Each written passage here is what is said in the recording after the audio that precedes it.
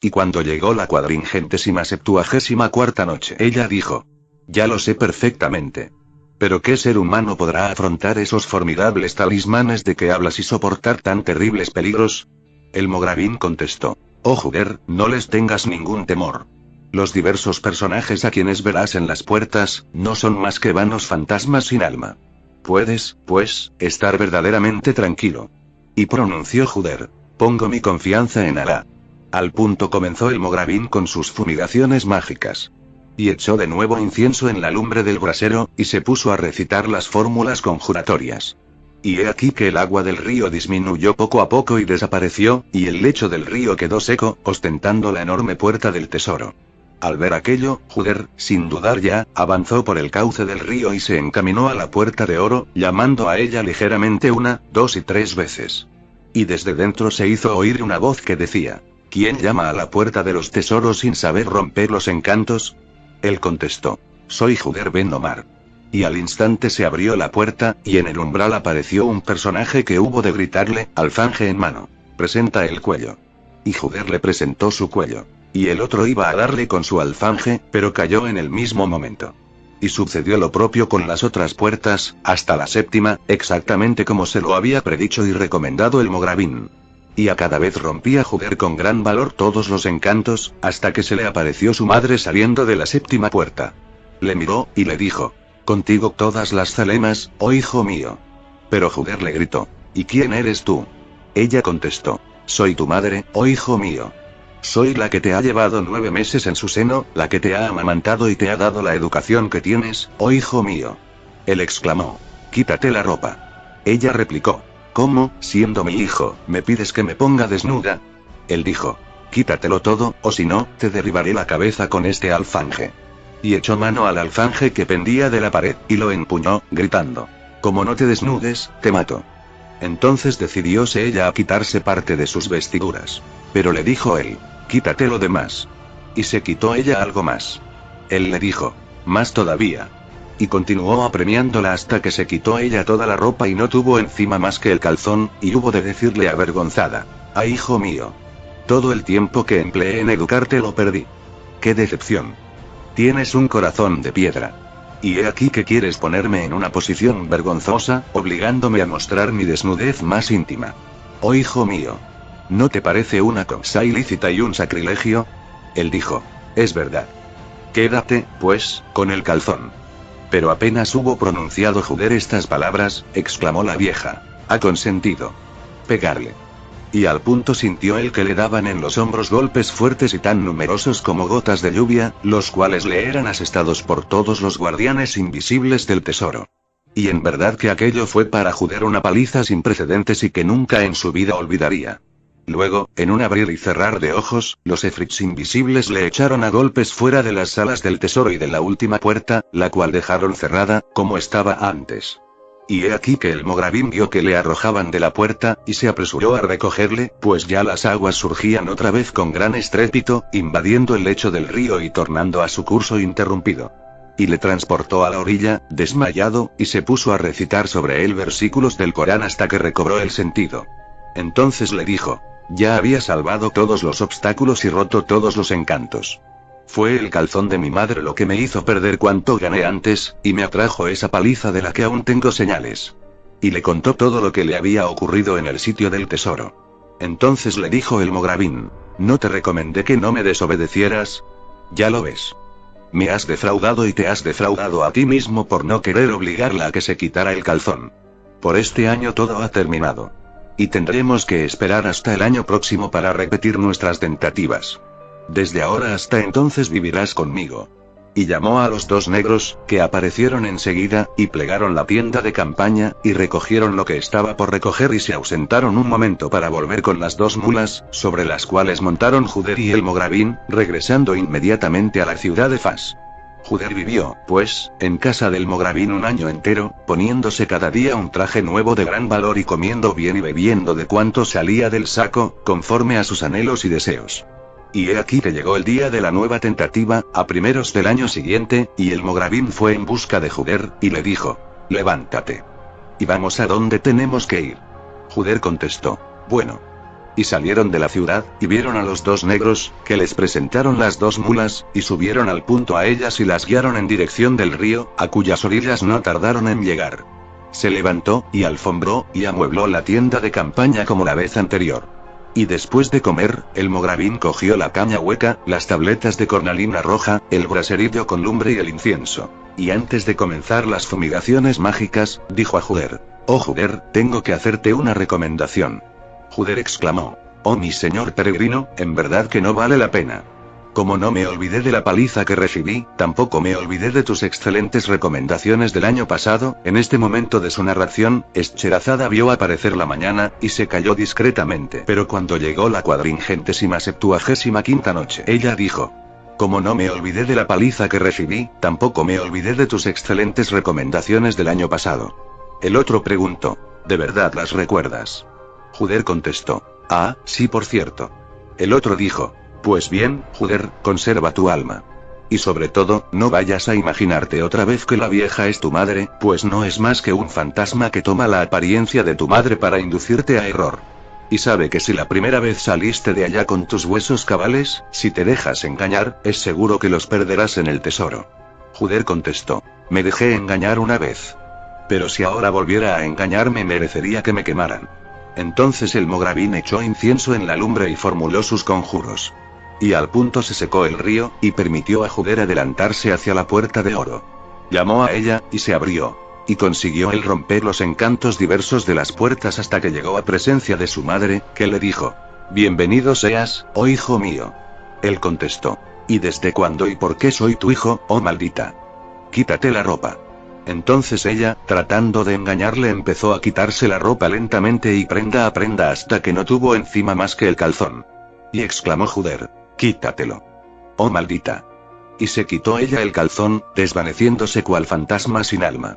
Juder penetró entonces sin dificultad en la estancia del tesoro, y vio los montones de oro agrupados en apretadas filas. Pero se dirigió al pabellón sin prestarles la menor atención, y cuando hubo levantado la cortina, vio al gran adivino Alexchambardal acostado en el trono de oro, con el alfanje talismánico a la cintura, el anillo en un dedo, la redómica de col sujeta al cuello por una cadena de oro, y encima de su cabeza aparecía la esfera celeste, brillante y redonda como la luna. Entonces se adelantó Juder sin vacilar y quitó del talí el alfanje, sacó el anillo talismánico, desató la redoma de col, cogió la esfera celeste y retrocedió para salir. Y al punto se hizo oír a su alrededor un concierto de instrumentos que hubo de acompañarle triunfalmente hasta la salida, en tanto que de todos los puntos del tesoro subterráneo se elevaban las voces de los guardianes que le felicitaban gritando: «Que te haga buen provecho, oh Juder. Lo que supiste ganar. Enhorabuena. Enhorabuena». Y no dejó de tocar la música ni dejaron de felicitarle las voces hasta que estuvo fuera del tesoro subterráneo. Y al verle llegar cargado con los talismanes, el Mogravín cesó en sus fumigaciones y conjuros, y se levantó y empezó a besarle, oprimiéndole contra su pecho y haciéndole zalemas cordiales. Y cuando Juder le hubo entregado los 4 talismanes, llamó a los 2 negros, que llegaron desde el fondo del aire, cerraron la tienda de campaña y les presentaron las 2 mulas, en las que se montaron Juder y el Mogravín para regresar a la ciudad de Fas. Cuando estuvieron en el palacio, se sentaron ante el mantel puesto y servido con innumerables platos sacados del saco, y el Mogravín dijo a Juder: «Oh hermano mío. Oh Juder, come». Y Juder comió y se hartó. Entonces metieron otra vez en el saco los platos vacíos, levantaron el mantel y el Mogravín Abd al-Samad dijo: «Oh Juder, abandonaste tu tierra y tu país por mi causa. Y has sacado a flote mis asuntos. Y he aquí que te soy deudor de los derechos que sobre mí adquiriste. No tienes más que estipular tú mismo esos derechos, porque Alá, exaltado sea, se sentirá generoso para contigo por intercesión nuestra. Pide, pues, lo que anheles, y no te avergüences de hacerlo, ya que lo has merecido». Juder contestó: «Oh mi señor. Solamente anhelo de Alá y de ti que me des el saco». Y al punto el Mogravín le puso el saco entre las manos, diciéndole: «Sin duda lo mereciste. Y si hubieras deseado cualquier otra cosa, la hubieras tenido. Pero oh pobre. Este saco solo te servirá para comer». Juder contestó: «¿Y qué más podría yo anhelar?». El otro dijo: «Soportaste en mi compañía bastantes fatigas, y te prometía reconducirte a tu país con el corazón jubiloso y satisfecho. Y he aquí que este saco no puede suministrarte más que la comida, pero no te enriquecerá. Y yo quiero, además, enriquecerte. Toma, pues, el saco para extraer de él todos los manjares que anheles, pero voy a darte también un saco lleno de oro y de joyas de todas clases, para que cuando te halles de regreso en tu país, te hagas mercader en grande escala y puedas atender con exceso a todas tus necesidades y a las de tu familia, sin preocuparte nunca de economizar. Luego añadió: con respecto al saco de la comida, voy a enseñarte cómo te has de servir de él para extraer los manjares que desees. No tienes más que meter la mano, formulando: oh servidor de este saco, por la virtud de los potentes nombres mágicos que lo pueden todo sobre ti, te conjuro a que traigas tal manjar. Y al instante encontrarás en el fondo del saco todos los manjares que desees. No tienes más que meter la mano, formulando: oh servidor de este saco, por la virtud de los potentes nombres mágicos que lo pueden todo sobre ti, te conjuro a que traigas tal manjar.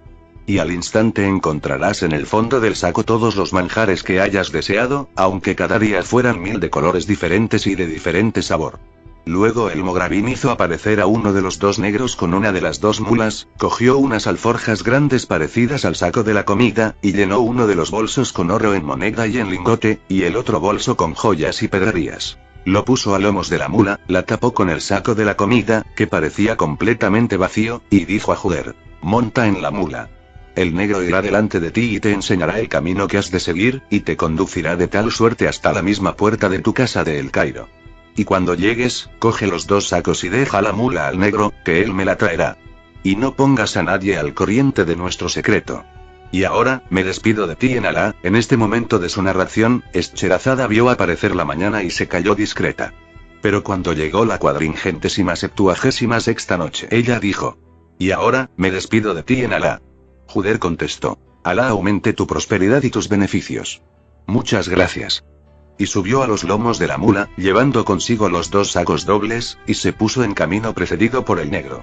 Y la mula siguió fielmente al negro conductor durante el transcurso del día y de la noche. Y únicamente necesitó un día para efectuar el viaje del Magreb a El Cairo.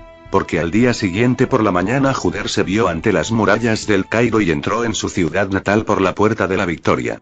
Y llegó a su casa. Y vio sentada en el umbral a su madre, que, con la mano tendida a los transeúntes, pedía limosna, diciendo: dadme algo, por Alá. Al ver aquello, abandonó la razón a Juder, que apeóse de la mula, y con los brazos abiertos se abalanzó a su madre, la cual hubo de echarse a llorar al verle. Y la arrastró a la casa, después de coger los dos sacos y confiar la mula al negro para que se la llevara al Mogravín. Porque la mula era una genia y el negro un geni. Cuando Juder estuvo con su madre dentro de la casa, la hizo sentarse en la estera, y afectado muy penosamente de verla mendigar por la calle, le dijo: oh madre, ¿están bien mis hermanos? Ella contestó: bien están. Él preguntó: ¿por qué mendigas en la calle? Ella contestó: oh hijo mío, porque tengo hambre. Él dijo: ¿cómo es eso? Antes de partir te di 100 dinares un día, 100 dinares otro día y 1000 dinares el día de la marcha. Ella dijo: oh hijo mío, tus hermanos imaginaron contra mí una estratagema y consiguieron cogerme todo ese dinero, echándome luego de la casa. Y para no morirme de hambre me he visto obligada a mendigar por las calles. Él dijo: oh madre mía, ya no tienes nada por qué sufrir estando yo de vuelta. No te preocupe, pues, lo más mínimo. He aquí un saco lleno de oro y de joyas. Y la riqueza abunda hoy en la morada. Ella contestó: oh hijo mío, verdaderamente naciste bendito y afortunado. Concédate Alá sus buenas mercedes y aumente sobre ti sus beneficios. Y ve ahora, hijo mío, en busca de un poco de pan para ambos, porque ayer me acosté sin haber comido nada, y esta mañana estoy en ayunas todavía. Y al oír hablar de pan, Juder sonrió, y dijo: la bienvenida y la liberalidad sobre ti, oh madre mía. No tienes más que pedir los manjares que anheles, y te los daré al instante, sin tener que ir a comprarlos al zoco ni guisarlos en la cocina. Ella dijo: oh hijo mío, el caso es que no veo que tengas nada de comer. Y por todo equipaje no has traído más que esos dos sacos, vacío uno de ellos. Él dijo: tengo todos los manjares que quieras y de todos los colores. Ella dijo: hijo mío, el hambre. Él dijo: es verdad. Cuando el hombre está necesitado se contenta con la menor cosa. Pero habiendo abundancia de todo, da gusto escoger y comer solo las cosas más delicadas. Y he aquí te tengo en abundancia de todo, y puedes elegir. Ella dijo: entonces, hijo mío, deseo un panecillo caliente y un pedazo de queso. Él contestó: oh madre mía, eso no es digno de tu categoría. Ella dijo: más bien que yo sabrás tú lo que es mejor. Haz, pues, lo que mejor te parezca. Él dijo. Oh madre mía. Me parece lo mejor y más digno de tu categoría un cordero asado, y también unos pollos asados y arroz sazonado con pimienta. Asimismo, me parecen propios de tu categoría las tripas rellenas, las calabazas rellenas, los carneros rellenos, las chuletas rellenas, la quenafa hecha con almendras, miel de abejas y azúcar, los pasteles rellenos de alfónsigos y perfumados con ámbar y los losanges de baklava. Al oír estas palabras, la pobre mujer creyó que su hijo se burlaba de ella o que había perdido la razón, y exclamó. Yu. ¿Qué te ha sucedido, oh hijo mío? Oh Juder. ¿Sueñas, o acaso te has vuelto loco? Él dijo. ¿Y por qué? Ella contestó. Pues porque acabas de citarme cosas tan asombrosas y tan caras y tan difíciles de preparar, que costaría un trabajo ímprobo poseerlas. Él dijo. Por mi vida, que necesito absolutamente que comas al instante cuanto acabo de enumerar. Ella contestó. Pues aquí no veo por ninguna parte nada de eso. Él dijo. Tráeme el saco. Y le llevó ella el saco, y lo palpó y lo encontró vacío. Se lo vio, sin embargo, y al punto metió la mano él en el saco y extrajo primero un plato de oro en que se alineaban, olorosas y húmedas y nadando en su propia salsa apetitosa, las tripas rellenas. Luego metió la mano por segunda vez, y una porción de veces más, para ir sacando sucesivamente todas las cosas que había enumerado y hasta algunas otras que no hubo de enumerar. Y le dijo su madre. Hijo mío, el saco es pequeñito y estaba completamente vacío, y he aquí que sacaste de él todos esos manjares y todos esos platos. ¿Dónde estaba todo eso? Él dijo. Oh madre mía. Has de saber que este saco me lo dio el Mogravín. Y está encantado. Tiene por servidor un genio que obedece las órdenes que se le dan según tal fórmula. Y le dijo la fórmula. Y le preguntó su madre. Así, pues, si yo meto la mano en este saco pidiendo un manjar con arreglo a la fórmula, ¿o encontraré? Él dijo. Sin duda. Entonces metió la mano ella, y dijo. Oh servidor de este saco. Por la virtud de los nombres mágicos que lo pueden todo sobre ti, te conjuro a que me traigas además otra chuleta rellena. En este momento de su narración, Scheherazada vio aparecer la mañana y se calló discreta. Pero cuando llegó la 477ª noche, ella dijo. Te conjuro a que me traigas además otra chuleta rellena. Y al punto notó debajo de su mano el plato, y lo sacó del saco. Y era una chuleta rellena maravillosamente y aromatizada con clavo y otras especias finas. Entonces dijo ella. A pesar de todo, deseo también un panecillo caliente y queso, porque estoy acostumbrada a ello y nada me satisface tanto. Y metió la mano, pronunció la fórmula, y extrajo lo que había pedido. A la sazón le dijo Juder. Oh madre mía. Es preciso que cuando acabemos de comer metamos otra vez en el saco los platos vacíos, porque así lo exige el talismán. Y sobre todo, no divulgues el secreto y oculta bien este saco en tu cofre para no sacarlo más que en el momento que se necesite. Pero no tengas cuidado por lo demás, sé generosa con todo el mundo, con los vecinos y los pobres. Y sirve de todos los manjares a mis hermanos, igual estando yo presente que en mi ausencia. Y he aquí que, apenas había acabado de hablar Juder, entraron sus dos hermanos y vieron la comida maravillosa.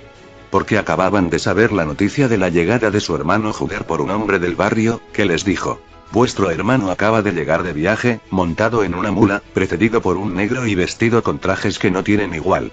Y se dijeron entonces. Pluguiera a Alá que no hubiésemos maltratado a nuestra madre nunca. Porque sin duda va a contarle ahora lo que le hicimos sufrir. ¿Y cuál será nuestra confusión frente a él entonces? Pero añadió uno de ellos. Nuestro hermano es compasivo. De todos modos, aunque ella le contara la cosa, nuestro hermano es aún más compasivo que ella y más indulgente. Y si alegamos cualquier disculpa de nuestra conducta, admitirá nuestra disculpa y nos excusará. Y al cabo decidiéronse a buscarle. Así, pues, cuando entraron y los vio Juder, se levantó en honor suyo y hubo de desearles la paz con las mayores muestras de consideración, y les dijo. Sentaos y comed con nosotros. Y se sentaron y comieron. Y estaban muy debilitados y enflaquecidos por el hambre y las privaciones. Cuando acabaron de comer y se sintieron saciados Juder les dijo. Oh hermanos míos. Coged lo que sobró de la comida y repartídselo a los pobres y a los mendigos de nuestro barrio. Ellos contestaron. Oh hermano nuestro. Mejor será que nos lo guardemos para cenar. Juder les dijo. A la hora de cenar tendréis bastante más. Entonces recogieron las sobras y salieron para repartirlas entre los pobres y los mendigos que pasaban, diciéndoles. Tomad y comed. tras de lo cual, devolvieron los platos vacíos a Juder, que se los entregó a su madre, diciéndole: mételos en el saco. Por la noche, a la hora de cenar, Juder cogió el saco y sacó de él 40 especies de platos que su madre puso sobre el mantel uno tras de otro. Luego invitó a sus hermanos a que entrasen para comer. Y cuando hubieron acabado, les sacó pasteles para que se endulzasen. Y se endulzaron. Entonces les dijo: coged lo que sobró de la comida y repartidlo entre los pobres y los mendigos. Al día siguiente les sirvió comidas no menos espléndidas. Y lo mismo ocurrió en el transcurso de 10 días consecutivos. Pero al cabo de este tiempo, Salem dijo a Salim: ¿sabes cómo se arregla nuestro hermano para servirnos comidas tan espléndidas a diario, una por la mañana, otra a mediodía, otra por la noche, y por la noche también pasteles? En verdad que ni los sultanes comen así. ¿De dónde pudo venirle semejante fortuna y tanta opulencia? Y es cosa de preguntarse a sí mismo de dónde saca todos esos manjares asombrosos y esa pastelería, si jamás le vemos comprar nada, ni encender lumbre, ni atender a la cocina, ni poseer cocinero. Y contestó Salim: por Alá, que no sé nada. ¿Pero conoces a alguien que pueda revelarnos la verdad de todo eso? El otro dijo: únicamente nuestra madre. Podría ilustrarnos acerca del particular.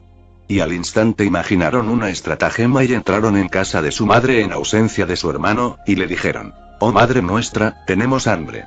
Ella contestó: pues regocijaos porque vais a satisfacerla enseguida. Y entró en la sala donde estaba el saco, metió la mano en él pidiendo al servidor algunos manjares bien calientes, y los sacó al punto para llevárselos a sus hijos, que le dijeron: oh madre nuestra, estos manjares están calientes, y el caso es que jamás debemos cocinar ni soplar la lumbre. Ella contestó: los cojo del saco. Ellos preguntaron: ¿y qué saco es ese? Ella contestó: es un saco encantado. Y el geni servidor del saco proporciona cuanto se le pide. Y les explicó la fórmula, y les dijo: guardad el secreto. Ellos contestaron: puedes estar tranquila. Guardaremos el secreto. Y después de haber experimentado por sí mismos las virtudes del saco y conseguir extraer de él varios manjares, se quedaron tranquilos por aquella noche. Pero al día siguiente Salem dijo a Salim: oh hermano mío, ¿hasta cuándo vamos a continuar viviendo en casa de Juder como unos criados, comiendo de limosna? ¿No te parece mejor que nos valgamos de alguna estratagema para coger ese saco y llevárnoslo para nosotros solos? Salim contestó: ¿y qué estratagema inventaríamos? El otro dijo: sencillamente, venderle nuestro hermano Juder al capitán mayor del mar de Suez. Salim preguntó: ¿y cómo nos arreglaremos para venderle? Salem contestó: iremos tú y yo a ver a ese capitán mayor, que en este momento se halla en el Cairo. En este momento de su narración, Scheherazada vio aparecer la mañana y se calló discretamente. Y cuando llegó la 478ª noche, ella dijo: iremos tú y yo a ver a ese capitán mayor, que en este momento se halla en el Cairo, y le invitamos a que venga con 2 de sus marineros a comer en nuestra compañía. Y ya verás. Tú no tienes más que asentir a todas las palabras que yo diga a Juder, y ya verás lo que hago antes de que acabe la noche. Cuando se pusieron de acuerdo acerca de la venta de su hermano que proyectaban, fueron en busca del capitán mayor de Suez, y le dijeron después de las zalemas: oh capitán, venimos a verte para algo que te regocijará sin duda. El capitán contestó: bueno. Ellos dijeron: somos 2 hermanos, pero tenemos otro hermano que es un bergante que no sirve para nada. Cuando murió nuestro padre, nos dejó una herencia que repartimos entre los 3. Y nuestro hermano cogió su parte y ocupóse de derrocharla en el libertinaje y la corrupción. Y cuando vióse reducido a la miseria, empezó a tratarnos con una injusticia extraordinaria, y acabó por citarnos ante jueces inicuos y opresores, acusándonos de haberle privado de su parte de herencia. Y no tardaron los jueces inicuos y corrompidos en hacernos proceso. Pero no se contentó él con esta primera fechoría y hubo de citarnos por segunda vez ante los opresores, y de tal modo consiguió reducirnos a la última miseria. Y como no sabemos lo que medita ahora contra nosotros, venimos en tu busca para pedirte que nos libres de su presencia, comprándonosle para utilizarle como remero en alguno de tus navíos. El capitán mayor contestó: podríais dar con cualquier estratagema para traerle aquí. En ese caso, yo me encargo de hacer que le transporten al mar sin tardanza. Ellos contestaron: muy difícil será traerle hasta aquí. Pero deja que te invitemos esta noche, y llévate consigo solo 2 de tus hombres. Y cuando esté dormido, le cogeremos entre los 5, le pondremos en la boca una mordaza y te lo entregaremos. y a favor de la noche puedes sacarle de la casa y hacer con él lo que quieras. El capitán les contestó, con todo el oído y la obediencia.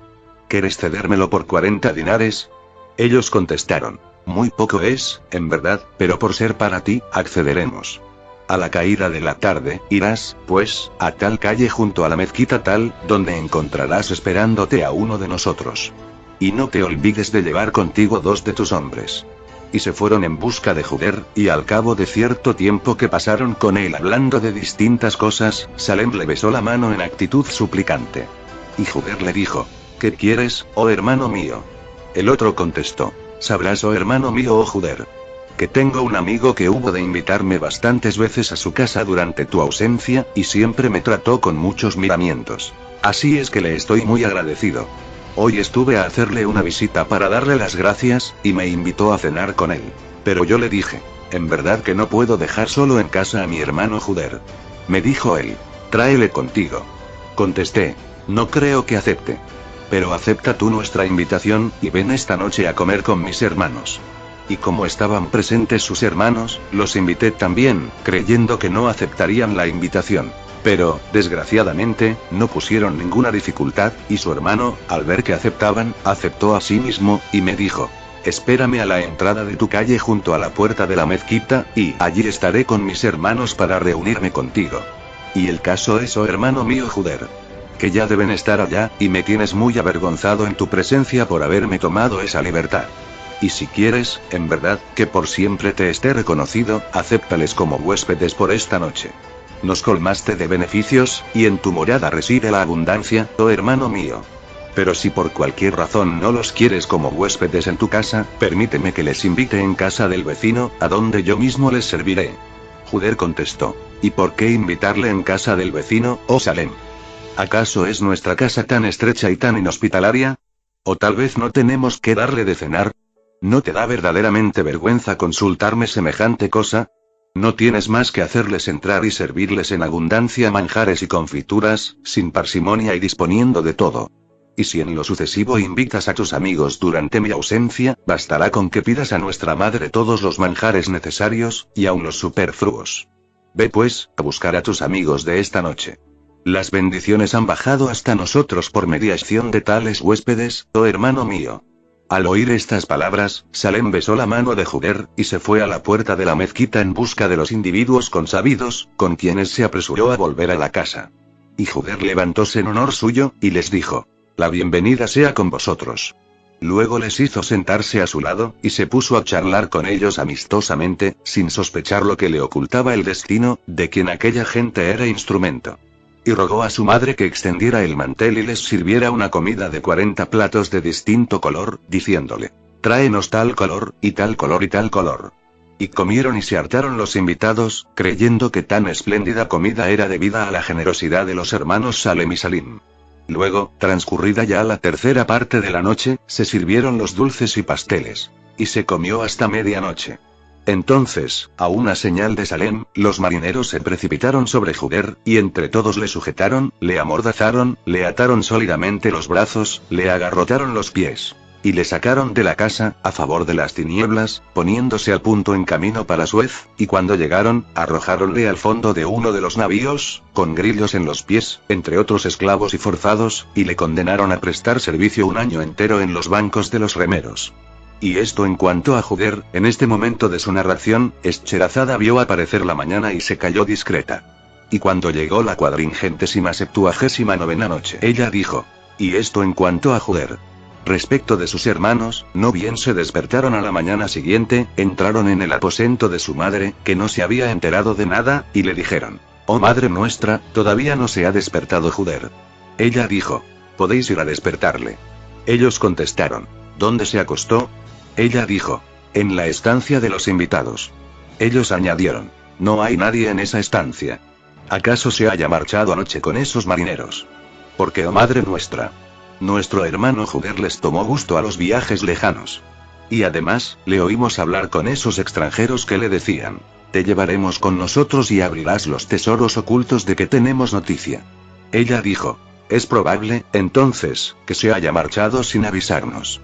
podemos estar tranquilos por él, pues Alá sabrá llevarle por el buen camino, y como nació afortunado y el destino le favorece, pronto volverá a nosotros con inmensas riquezas.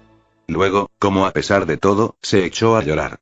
Entonces ellos exclamaron: «Oh maldita malvada, ¿cómo quieres a Juder? En cambio, si nos ausentáramos o regresáramos nosotros, que también somos tus hijos, ni te afligirías ni te alegrarías.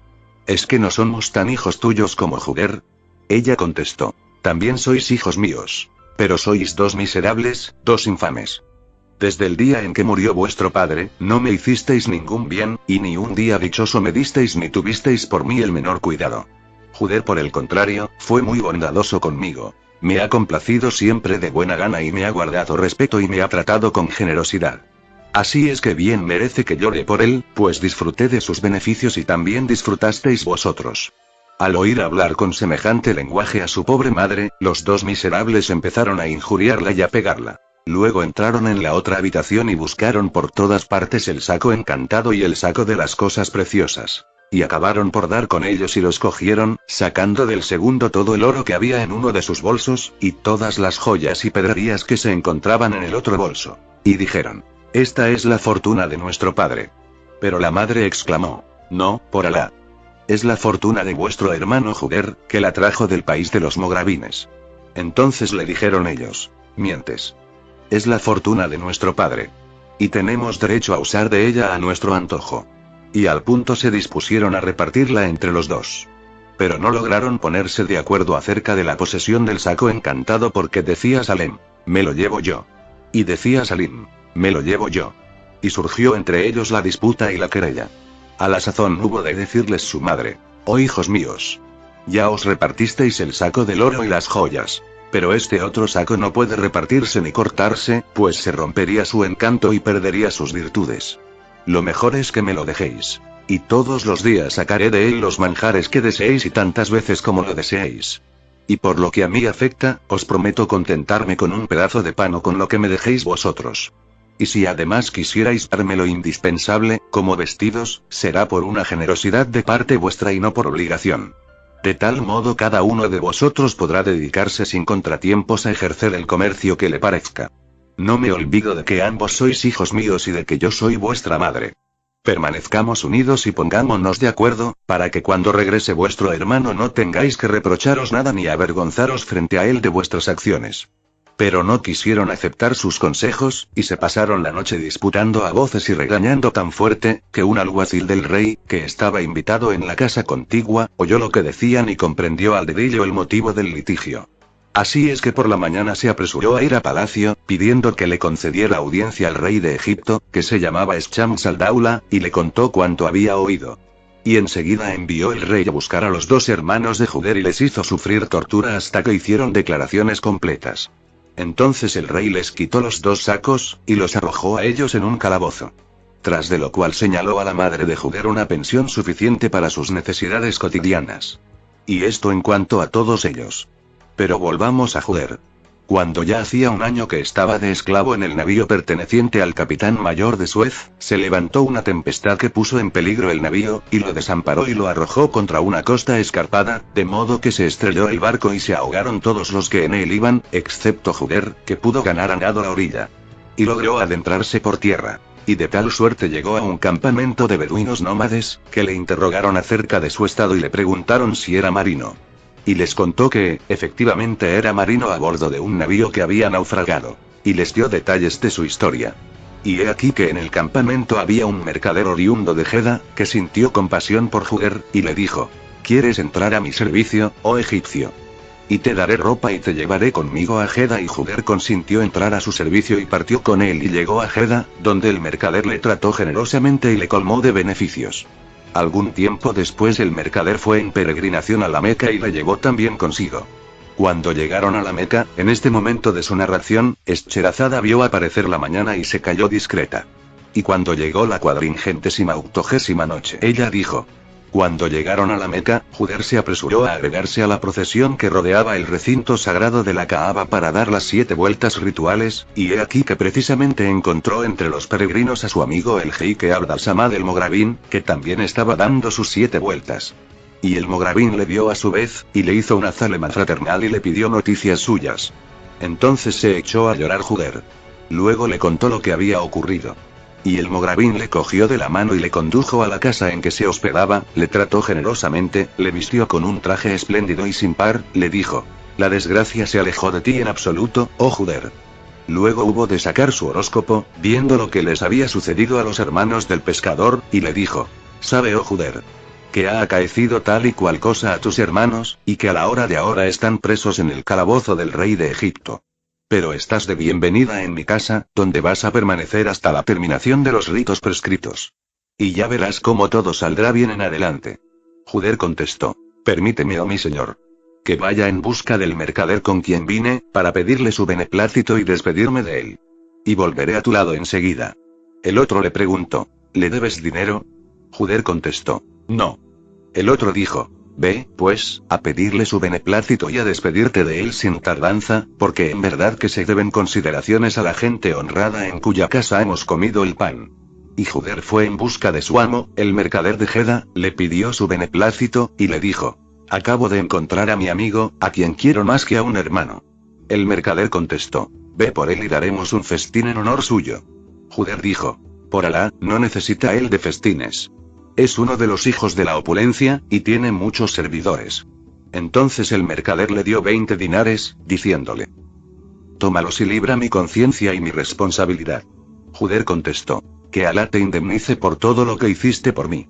Y se despidió de él y salió para buscar a su amigo el Mogravín. Pero encontró en el camino a un pobre hombre y le dio de limosna los 20 dinares. Luego llegó a casa del Mogravín, y vivió con él hasta que se terminaron todos los ritos y obligaciones de la peregrinación. Entonces el Mogravín fue en busca suya, y sacándose del dedo el anillo que en otro tiempo había cogido Juder del tesoro de Scharamardal, se lo dio, diciendo: oh Juder, toma este anillo que realizará todos tus anhelos. Porque has de saber que este anillo tiene por servidor a un geni, llamado Trueno Penetrante, que estará a tus órdenes para cuanto le pidas. No tienes más que frotar el engarce del anillo, y al punto se te aparecerá Trueno Penetrante, que se encargará de ejecutar todas tus voluntades y de darte, si se los pides, todos los bienes del universo que desees.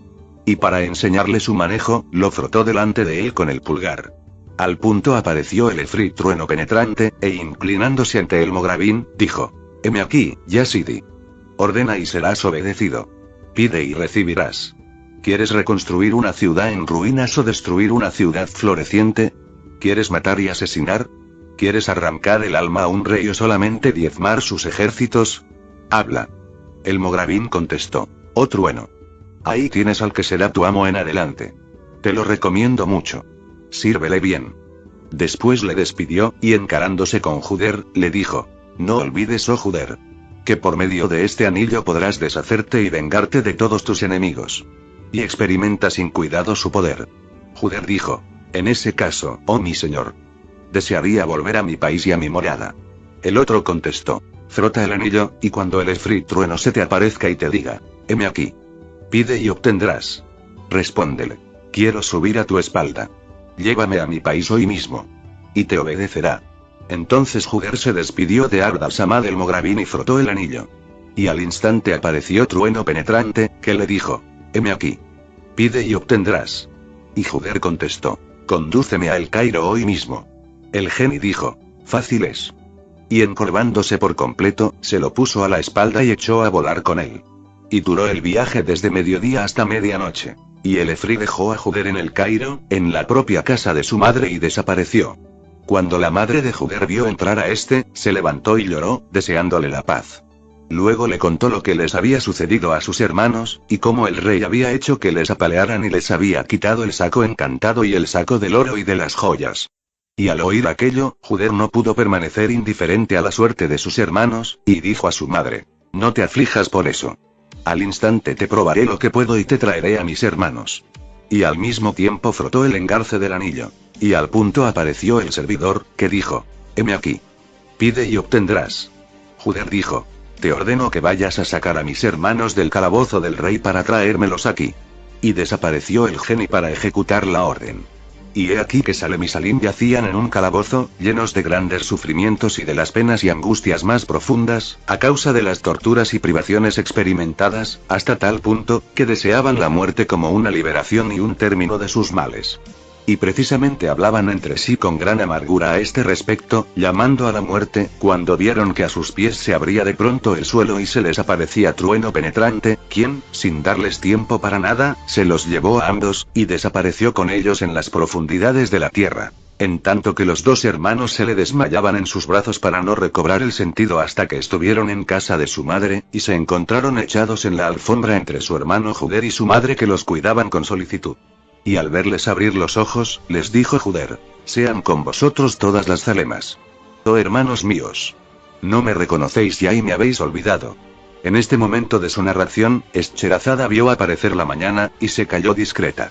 Pero cuando llegó la 481ª noche, ella dijo: sean con vosotros todas las zalemas, oh hermanos míos. No me reconocéis ya y me habéis olvidado. Bajaron ellos la cabeza y se echaron a llorar en silencio. Entonces les dijo Juder: no lloréis. Porque fueron Satán y la codicia los que hubieron de obligaros a obrar cual obrasteis. Mas ¿cómo pudisteis decidiros a venderme? Pero no lloréis. Si para mí es un consuelo pensar que me parezco en eso a José, hijo de Jacob, a quien también vendieron sus hermanos. No obstante, los hermanos de José se portaron con él peor que vosotros conmigo, pues además le arrojaron al fondo de una cisterna. Limitaos a pedir perdón a Alá, arrepintiéndoos, y os perdonará, porque es el clemente ilimitado y el gran perdonador, como yo os perdono. Sea con vosotros la bienvenida. Y estad en adelante tranquilos, sin ningún temor y sin ningún encogimiento. Y siguió consolándolos y reconfortándolos hasta que hubo colmado sus corazones. Luego empezó a contarles todos los sinsabores y sufrimientos que soportó hasta encontrar en la Meca al jeique Abd al-Samad. Y también les enseñó el anillo mágico. Entonces le contestaron ellos: oh hermano nuestro, perdónanos por esta vez. Si volviéramos a reincidir, haz con nosotros lo que te parezca. Juder repuso: no os apenéis ni os preocupéis por eso ya. Y daos prisa a contarme lo que os hizo el rey. Ellos dijeron: hizo que nos apalearan, y nos amenazó con algo peor. Luego acabó por quitarnos los 2 sacos. Juder dijo: ahora va a ver él. Y frotó el engarce del anillo. Y al punto apareció el efrit Trueno penetrante. Al verle, quedaron espantados ambos hermanos, y creyeron de corazón que no le había llamado Juder más que para que los matara. Y se precipitaron en el aposento de su madre, gritando: oh madre nuestra, nos ponemos bajo tu generosa protección. Oh madre nuestra, intercede por nosotros. Ella contestó: oh hijos míos, no tengáis miedo. Entretanto, Juder había dicho a Trueno: te ordeno que me traigas todas las joyas y cosas preciosas que hay en los armarios del rey, sin dejar nada, y trayéndome al mismo tiempo el saco encantado, el saco de las cosas preciosas que fueron sustraídos a mis hermanos. Y contestó el genio del anillo: escucho y obedezco. Y al instante fue a ejecutar la orden y volvió para poner entre las manos de Juder los 2 sacos intactos y los tesoros del rey, diciendo: ya Sidi. No he dejado nada en los armarios. Entonces Juder entregó a su madre el saco de las cosas preciosas y los tesoros del rey, recomendándole que los guardara bien, y colocó ante sí el saco encantado. Luego dijo al genio del anillo: te ordeno que esta misma noche me construyas un palacio alto y espléndido, decorándolo con oro y tapizándolo y amueblándole suntuosamente.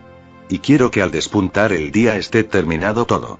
Y el genio del anillo, Trueno penetrante, contestó: se cumplirá tu voluntad. Y desapareció en el seno de la tierra, mientras Juder sacaba del saco encantado manjares deliciosos que se puso a comer con su madre y sus hermanos en el límite del contento, durmiéndose luego hasta por la mañana. En cuanto al genio del anillo, congregó a punto a sus compañeros los efrits subterráneos, escogiendo a los más hábiles en albañilería. Y pusieron todos manos a la obra. Y unos tallaron piedras, otros edificaron, revocaron otros las paredes, esculpieron y grabaron otros, y otros, en fin, tapizaron y amueblaron las salas, de modo que al despuntar el día estaba el palacio enteramente terminado y decorado. Entonces se presentó el genio del anillo a Juder en cuanto se despertó este, y le dijo: ya Sidi. El palacio está concluido. ¿Quieres venir a verlo y examinarlo? Entonces se levantó Juder y salió en compañía de su madre y de sus hermanos. Y examinaron el palacio todos juntos y vieron que no tenía igual de tanto como confundía la razón con la belleza de su arquitectura y de su feliz emplazamiento. Y encantado quedó Juder al mirar su fachada imponente en verdad, y se maravilló pensando que no le había costado nada todo aquello. Y se encaró con su madre, y le preguntó, ¿quieres habitar en este palacio? Ella contestó, vaya si quiero. E hizo votos por él e invocó sobre su cabeza las bendiciones de Alá. Entonces Juder frotó el anillo talismánico y dijo al geni, que apareció al punto. Te ordeno que me traigas al instante 40 esclavas jóvenes, blancas y muy hermosas. 40 negras jóvenes y bien formadas. 40 criados jóvenes y 40 negros. El geni contestó, todo es ya tuyo. Y con 40 de sus compañeros voló a las comarcas de la India, de Sind y de Persia. Y se llevaron a toda joven a quien encontraron completamente hermosa y a todo joven completamente hermoso. Y reunieron así 40 de cada especie, tras de lo cual escogieron 40 negras hermosas y 40 negros hermosos, y los transportaron ante Juder, que los encontró de su gusto a todos, y dijo, ahora hay que dar a cada uno y a cada una un traje de lo mejor. En este momento de su narración, Scheherazada vio aparecer la mañana, y se calló discreta. Pero cuando llegó la 482ª noche, ella dijo, dar a cada uno y a cada una un traje de lo mejor. El geni contestó, helo aquí. Juder dijo, hay que traer, además, un traje para mi madre y otro traje para mí. Y Trueno lo llevó todo, y él mismo vistió a las jóvenes esclavas blancas y negras, diciéndoles, id ahora a besar la mano de vuestra ama, madre de vuestro amo. Y cumplid bien las órdenes que os dé, y seguidla con los ojos, oh blancas y negras. Luego fue también el geni Trueno a vestir a los jóvenes y a los negros, y les mandó besar la mano de Juder. Después vistió a Salem y Salim con especial cuidado.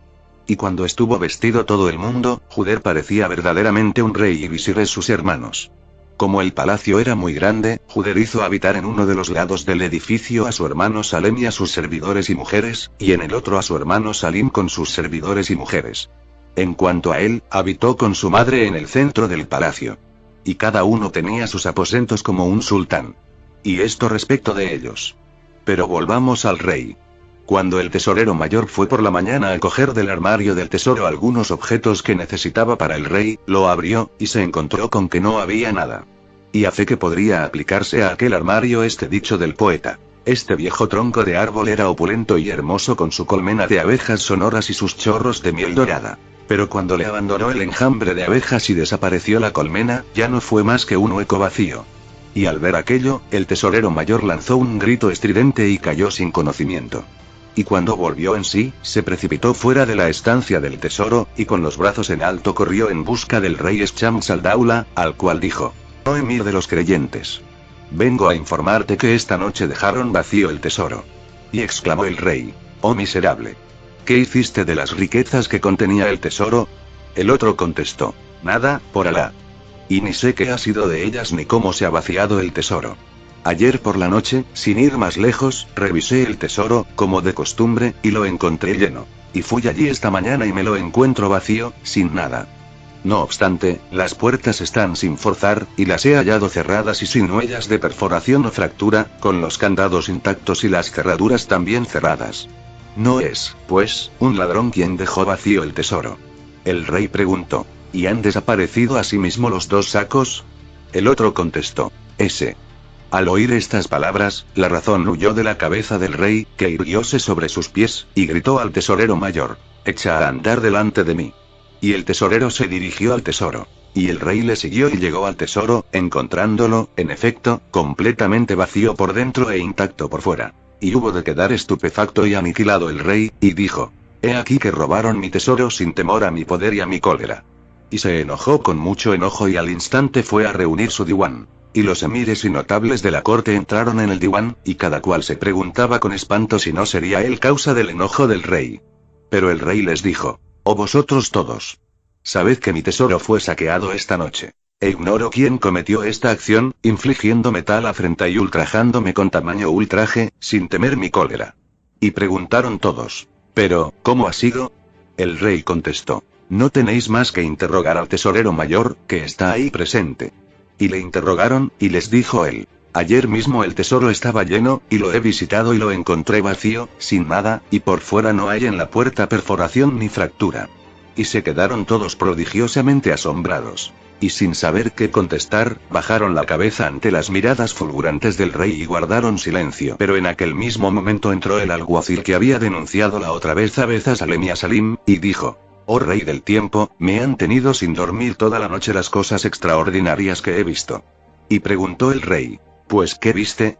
El otro dijo: «Sabrás, oh rey del tiempo, que me pasé toda la noche distraído y agradablemente divertido con mirar a unos albañiles que se disponían a edificar trabajando con martillo, llanas y todas las demás herramientas.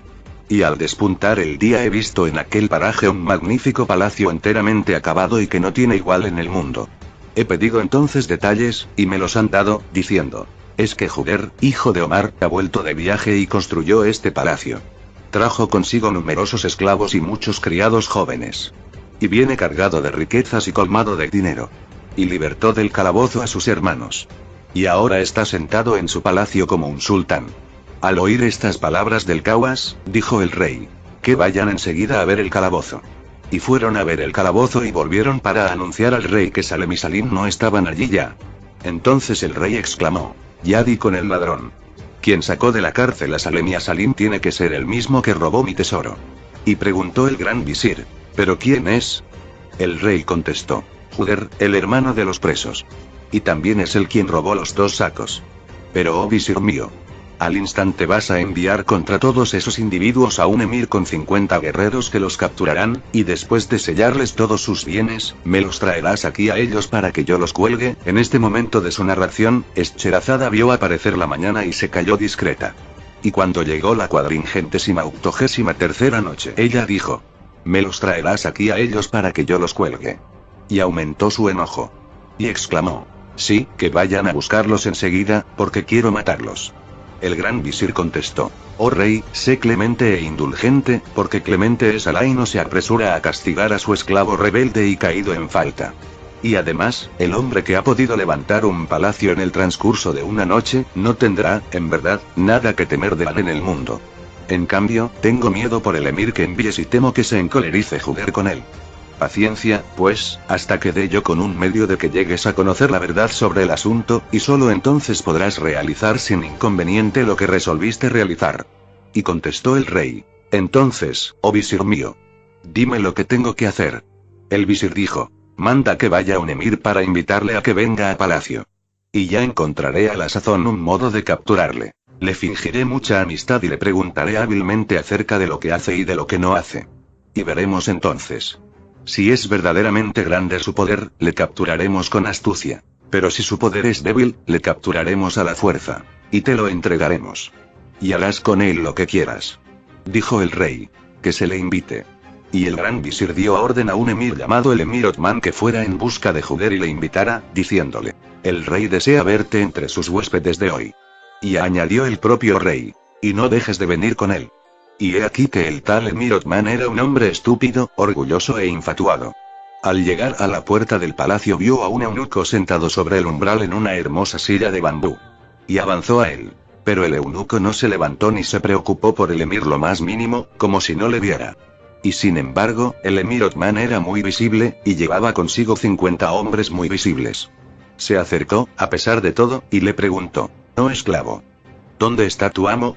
El esclavo contestó: «En el palacio». Sin volver siquiera la cabeza ni salir de su actitud indiferente y de su postura indolente. Entonces sintió muy enfurecido el emir Otman y él gritó: «Oh calamitoso eunuco de pez, ¿no te da vergüenza permanecer, mientras hablo yo, tendido en postura indolente como un holgazán cualquiera?». El eunuco contestó: «Vete ya. Y no repliques ni una palabra más». Al oír aquello, el emir Otman llegó al límite de la indignación, y blandiendo su maza, quiso pegar con ella al eunuco. Pero ignoraba que el tal eunuco no era otro que Trueno Penetrante, el efrit del anillo, a quien Juder había encargado que actuase de portero del palacio. Así es que cuando el presunto eunuco vio el movimiento del emir Otman, se levantó, mirándole solo con un ojo y manteniendo cerrado el otro ojo, le sopló en la cara, y bastó aquel soplo para tirarle al suelo. Luego le quitó de las manos la maza y sin más ni más, le asestó 4 mazazos. Al ver aquello, se indignaron los 50 soldados del emir, y no pudiendo soportar la afrenta infligida a su jefe, sacaron sus alfanjes y se precipitaron sobre el eunuco para exterminarle. Pero el eunuco sonrió con calma, y les dijo: «Ah. ¿Sacáis vuestros alfanjes, oh perros? Pues esperad un poco». Y cogió a algunos y les hundió en el vientre sus propios alfanjes y los ahogó en su propia sangre. Y siguió diezmándolos de tal manera que los que quedaron huyeron poseídos de espanto con el emir a la cabeza, y no pararon hasta llegar a la presencia del rey, en tanto que Trueno volvía a tomar en la silla su postura indolente. Cuando el rey se enteró por el emir Othman de lo que acababa de suceder, llegó al límite del furor, y dijo: «Que vayan contra ese eunuco 100 guerreros». Y llegados que fueron los 100 guerreros a la puerta del palacio, el eunuco los recibió a mazazos, zurrándolos y poniéndolos en fuga en un abrir y cerrar de ojos. Y volvieron a decir al rey: «Nos ha dispersado y aterrado». Y el rey dijo: «Que vayan 200». Y salieron 200, y fueron destrozados por el eunuco. Entonces gritó el rey a su gran visir: «Tú mismo irás ahora con 500 guerreros para traérmele al instante. Y también me traerás a su amo Juder con sus 2 hermanos». Pero contestó el gran visir: «Oh rey del tiempo, prefiero no llevar conmigo guerrero ninguno e ir en su busca completamente solo y sin armas». El rey dijo: «Ve, y haz lo que te parezca mejor». Entonces arrojó el gran visir de sí sus armas y se vistió con un largo ropón blanco. Luego se puso en la mano un rosario muy grande, y se encaminó con lentitud a la puerta del palacio de Juder, pasando las cuentas del rosario. Y vio sentado en la silla al eunuco consabido, y se le acercó sonriendo, se sentó en el suelo frente a él con mucha cortesía, y le dijo: «La zalema sea con vos». El otro contestó: «Sea contigo la zalema, oh ser humano. ¿Qué deseas?». Cuando el gran visir hubo oído lo de ser humano, comprendió que el eunuco era un geni entre los gen, y tembló de espanto. Luego le preguntó humildemente: «¿Está tu amo, el señor Juder?». El otro contestó: «Sí, está en el palacio». El visir añadió: «Ya Sidi. Te ruego que vayas a buscarle y a decirle: Ya Sidi. El rey Shams al-Daula te invita a que te presentes a él, pues da un festín en tu honor. Y él mismo te transmite la zalema y te ruega que honres su morada aceptando su hospitalidad». Trueno contestó: «Espérame aquí mientras voy a pedirle su beneplácito». En este momento de su narración, Scheherazada vio aparecer la mañana, y se calló discretamente. Y cuando llegó la 484ª noche, ella dijo: «Espérame aquí mientras voy a pedirle su beneplácito». Y el gran visir se puso a esperar en una actitud muy cortés, en tanto que el Mared iba en busca de Juder, al cual dijo: «Has de saber, ya Sidi, que el rey envió por ti primero a un emir muy presuntuoso, a quien he agredido, y luego a 200, a quienes deshice y puse en fuga. Entonces ha enviado a su gran visir sin armas y vestido de blanco para invitarte a que comas manjares de su hospitalidad. ¿Qué te parece?». Juder contestó: «Tráeme aquí al gran visir». Y bajó Trueno a decirle: «Oh visir, ven a hablar con mi amo». El visir contestó: «Sobre la cabeza». Y subió al palacio, y entró en la sala de recepción, donde vio a Juder, más imponente que los reyes, sentado en un trono como no podría poseerlo ningún sultán, con un tapiz de lo más espléndido extendido a sus pies. Y quedó estupefacto, y permaneció pasmado, y absorto, y deslumbrado por la belleza del palacio, por sus adornos, por su decorado, por sus esculturas y por sus muebles. Y vio que en comparación era él menos que un mendigo junto a cosas tan hermosas y frente al dueño de aquel recinto. Así es que se inclinó y besó la tierra entre las manos de Juder e hizo votos por su prosperidad. Y Juder le preguntó: «¿Qué tienes que pedirme, oh visir?». El visir contestó: «Oh mi señor, tu amigo el rey Shams al-Daula te transmite la zalema. Y desea ardientemente alegrarse los ojos con tu cara. Y a tal objeto da un festín en tu honor. ¿Querrás aceptarlo por complacerle?». Juder contestó: «Desde el momento en que es mi amigo, ve a transmitirle mi zalema, y dile que venga antes él mismo a mi casa». Dijo el visir: «Sobre la cabeza». Entonces Juder frotó el engarce del anillo. Y cuando apareció Trueno, le dijo: «Tráeme un ropón de lo más hermoso». Y cuando Trueno le llevó el ropón, Juder dijo al visir: «Es para ti, oh visir. Póntelo». Y cuando el visir se puso el ropón, Juder le dijo: «Ve a decirle al rey lo que oíste y viste». Y el visir salió llevando aquel traje tan magnífico, que nadie lo llevó semejante, y fue en busca del rey, le puso al corriente de la posición de Juder, le hizo una admirable descripción del palacio y de lo que contenía, y le dijo: «Juder te invita». Dijo el rey: «Vamos, oh soldados». Y se irguieron todos sobre sus pies, y el rey les dijo: «Montad en vuestros caballos. Y que me traigan mi corcel de guerra para ir a ver a Juder». Luego montó a caballo, y seguido por sus guardias y soldados, se dirigió al palacio de Juder. Cuando Juder vio desde lejos llegar al rey con su séquito, dijo al efrit del anillo: deseo que me traigas a tus compañeros los efrits para que, con aspecto de seres humanos, formen el paso del rey en el patio principal del palacio. Y como el rey advertirá su número y calidad, quedará aterrado y espantado, y se estremecerá su corazón. Y comprenderá entonces para su bien que mi poder supera al suyo. Y al instante el efrit trueno convocó e hizo aparecer a 200 efrits con aspecto de guardias armados y de estatura enorme. Y entró el rey en el patio y pasó por entre las dos filas de soldados. Y al ver su aspecto terrible, sintió estremecérsele el corazón. Luego subió al palacio y entró en la sala donde se hallaba Juder. Y le encontró sentado de una manera y con una postura que no tuvo nunca verdaderamente ningún rey ni sultán. Y le hizo la zalema, y se inclinó entre sus manos, y formuló sus votos, sin que Juder se levantase en honor suyo o le guardara consideraciones o le invitara a sentarse. Por el contrario, le tuvo de pie para hacerse valer, así, de modo que el rey perdió por completo la serenidad, y ya no supo si debía permanecer allí o marcharse. Y al cabo de cierto tiempo, le dijo Juder por fin: ¿te parece, en verdad, manera de conducirse el oprimir, como lo has hecho, a personas indefensas, despojándolas de sus bienes? El rey contestó: oh mi señor, dígnate excusarme. Me impulsaron a obrar así la codicia y la ambición, y tal era mi destino. Y por otra parte, si no hubiera falta, no habría perdón. Y continuó excusándose por cuanto pudo cometer en el pasado y suplicando indulgencia y perdón. Y entre otras excusas, hasta le recitó estos versos: oh tú, carácter generoso, hijo de ilustres antecesores y de una raza noble, no me reproches por el daño que en el pasado pudiera hacerte.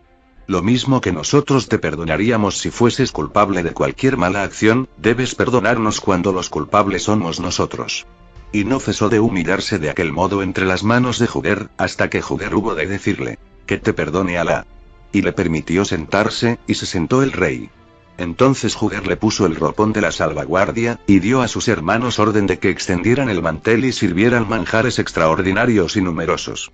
Y después de la comida regaló hermosas vestiduras a todos los individuos del séquito del rey, y les trató con miramientos y generosidad. Solo entonces fue cuando el rey se despidió de Juder y salió del palacio. Pero fue para volver todos los días a pasarlos por entero con Juder y hasta reunió en casa de este su diwan, ventilando allí los asuntos del reino. Y la amistad entre ambos no hizo más que aumentar y consolidarse. Y así vivieron algún tiempo. Pero un día en que el rey se hallaba solo con su gran visir, le dijo: oh visir mío, tengo miedo de que Juder me mate y se apodere de mi trono. En este momento de su narración, Scheherazada vio aparecer la mañana, y se calló discreta. Y cuando llegó la 485ª noche, ella dijo: Cer visir mío, tengo miedo de que Juder me mate y se apodere de mi trono. El visir contestó: oh rey del tiempo, no temas que Juder se apodere de tu trono. Porque el poderío y la opulencia de Juder son mucho más considerable que los del rey. ¿Qué quieres que haga con tu trono? Además que la posesión de tu trono sería en él una prueba de decadencia, dada su actual posición. Pero en cuanto a matarte, si lo temes verdaderamente, ¿para qué tienes una hija? Bastará con que se la des en matrimonio, y de ese modo compartirás con él el poder supremo. Y estaréis ambos en las mismas condiciones. El rey contestó: oh visir, actúa de intermediario entre él y yo. El visir dijo: no tienes para eso más que invitarle a tu casa. Y pasaremos la velada en la sala principal del palacio. Entonces ordenarás a tu hija que se atavíe con sus mejores galas y pase como un relámpago por delante de la puerta de la sala. Y Juder la divisará. Y como ha de excitarse mucho su curiosidad y su espíritu se preocupará por la princesa entrevista, quedará locamente enamorado. Y me preguntará quién es ella. Entonces yo me inclinaré misteriosamente hacia él, le diré: es la hija del rey. Y me pondré a conversar con él acerca del particular, dejando escapar palabras y palabras, sin que sepa que estás al corriente, hasta que le decida a venir a pedírtela en matrimonio. Y cuando de tal suerte le hayas casado con la joven, vuestra alianza será firme para lo sucesivo. Y a su muerte heredarás la mayor parte de lo que él posea. Y el rey contestó: ¿verdad dices, oh visir? Y dio el festín e invitó a Juder, que se presentó en el palacio y sentóse en la sala principal, acogido con júbilo y agasajo, hasta la noche. Y he aquí que el rey había enviado a decir a su esposa que pusiera a la joven sus mejores preseas, y la adornara con sus adornos más hermosos, y la hiciera pasar muy deprisa por delante de la puerta de la sala del festín. Y la madre de la joven ejecutó lo que le habían ordenado ejecutar. Así es que cuando la joven pasó por delante de la sala del festín como un relámpago, bella y enjollada y brillante y maravillosa, Juder la divisó y lanzó un grito de admiración y un profundo suspiro, y hubo de modular. ¡Ah! Y se relajaron sus miembros, y se le puso amarillo el rostro. Y el amor, y la pasión, y el deseo, y el ardor entraron en él y le dominaron. Entonces le dijo el visir: lejos de ti toda pena y todo mal, mi señor. ¿Por qué te veo súbitamente demudado, y sufriendo, y dolorido? Juder contestó: oh visir, la culpa es de esa joven. ¿De quién es hija? Me ha avasallado y me ha arrebatado la razón. El visir contestó: es la hija de tu amigo el rey. Si te gusta, verdaderamente, hablaré al rey para que te la dé en matrimonio. Juder dijo: oh visir, háblale. Y por mi vida, que te daré todo lo que me pidas. Y daré al rey cuanto me reclame como dote de su hija. Y seremos amigos y parientes por alianza. El visir contestó: voy a emplear toda mi influencia a fin de obtener para ti lo que anhelas. Y habló al rey en secreto, y le dijo: oh rey Shams al-Daula, he aquí que tu amigo Juder desea aproximarse a ti con alianza. Y se ha encomendado a mí para que te hable con objeto de que le concedas en matrimonio tu hija el Setasia. No me rechaces, pues, y acepta mi intercesión. Y te pagará Juder cuanto pidas como dote de tu hija. El rey contestó: pagada y recibida está ya la dote. Y la hija es una esclava a su servicio. Se la doy por esposa, y con aceptarla él de mí, me hace el mayor de los honores. Y dejaron transcurrir aquella noche sin concretar más.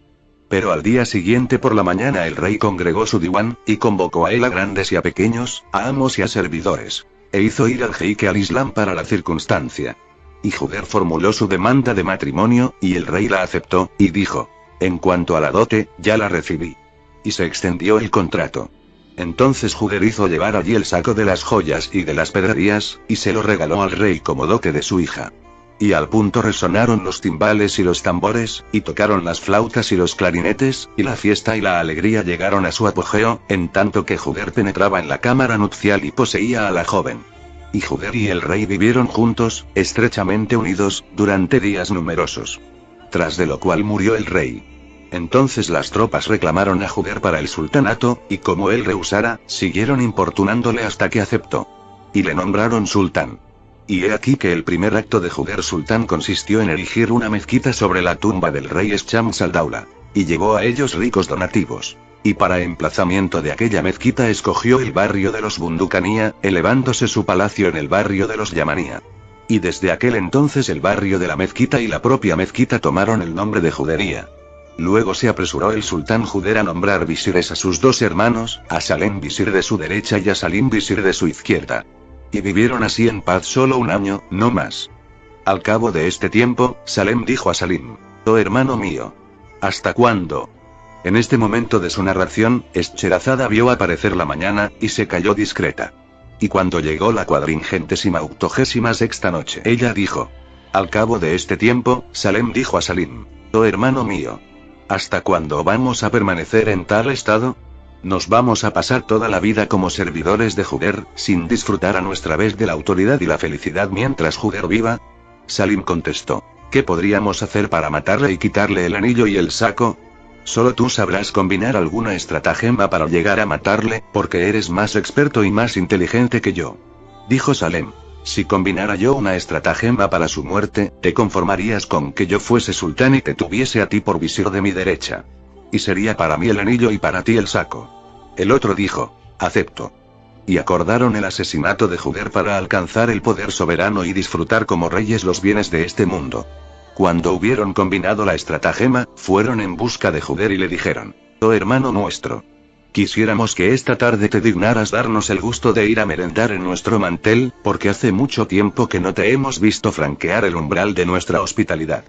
Dijo Juder: pues no os atormentéis por eso. ¿En casa de cuál de vosotros dos debo presentarme a aceptar la invitación?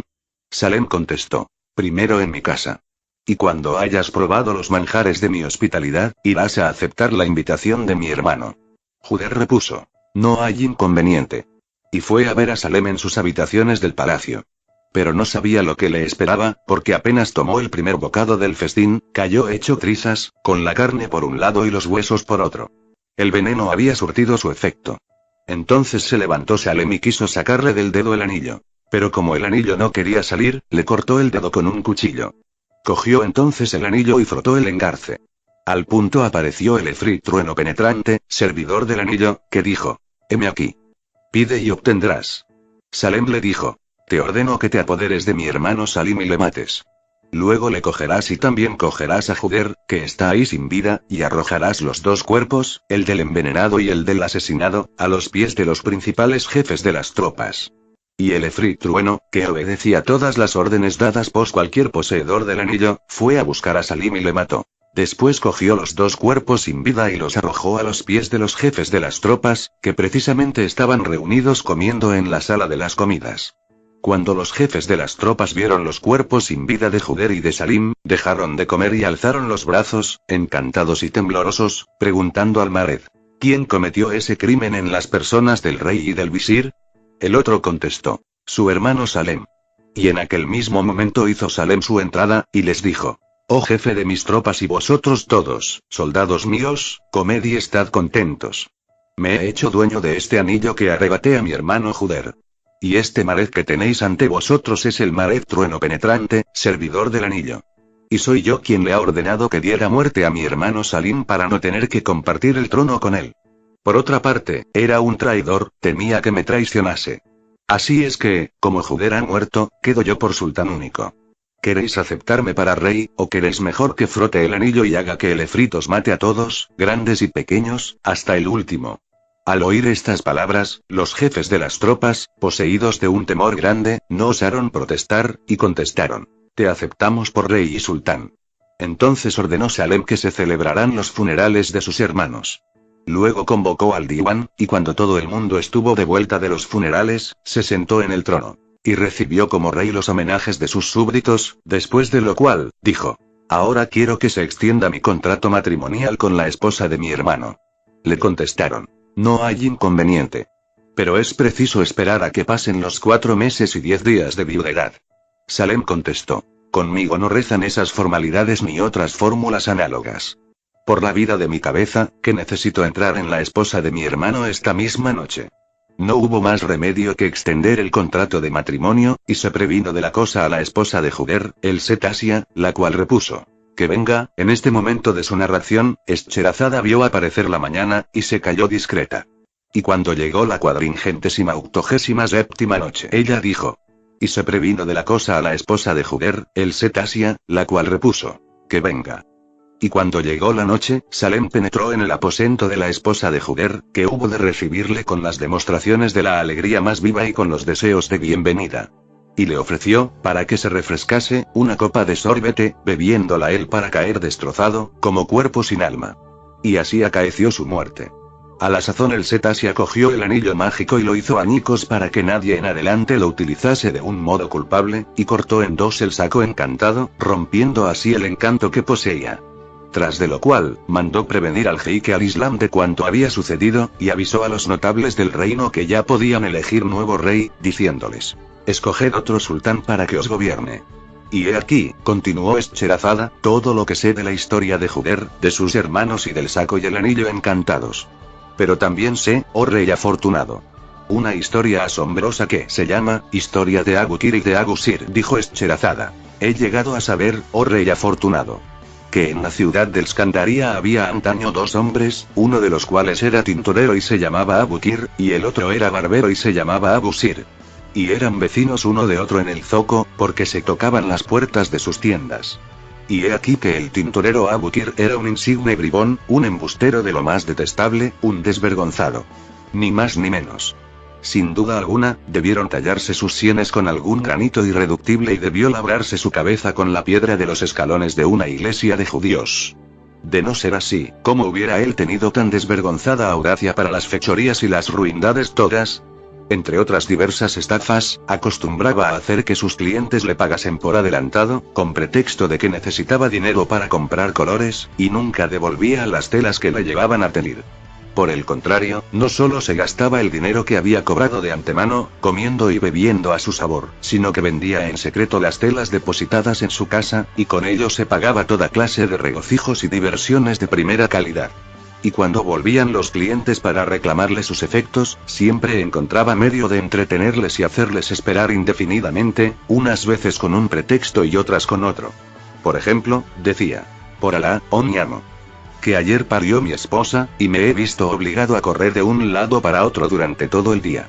Cero decía también: ayer tuve invitados y me ocuparon todo el tiempo mis deberes de hospitalidad para con ellos. Pero, si vuelves dentro de 2 días, desde el amanecer encontrarás terminada tu tela.